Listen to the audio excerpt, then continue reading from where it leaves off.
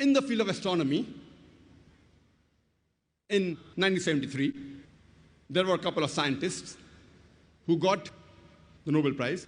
And these couple of scientists, they described the creation of the universe. And they called it the Big Bang. And they said that initially, our universe, it was a primary nebula. Then there was a Big Bang.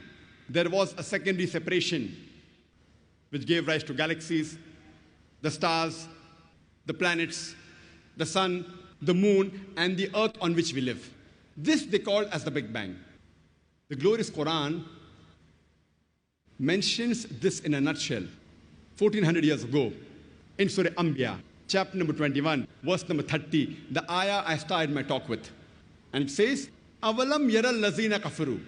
Do not the unbelievers see anna samawati wal arda kanat ratka fataknahuma, that the heavens and the earth were joined together and we clove them asunder. This verse of the glorious Quran speaks about the Big Bang in a nutshell 1400 years ago, which science has discovered recently, hardly 30 years back, 35 years back.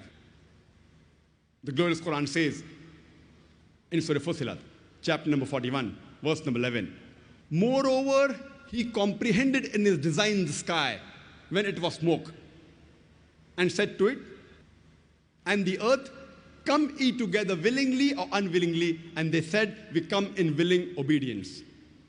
Allah subhanahu wa ta'ala says that he said to the sky when it was smoke, come ye together along with the earth willingly or unwillingly, and they said, we come together in willing obedience.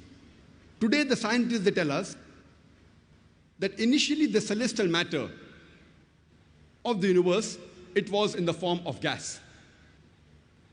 And the Arabic word used in this verse of Surah Fussilat chapter 41, verse number 11 is dukhan.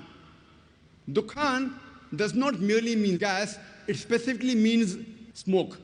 And today scientists say that smoke is a more closer and more scientific as compared to gas, because that time it was hot.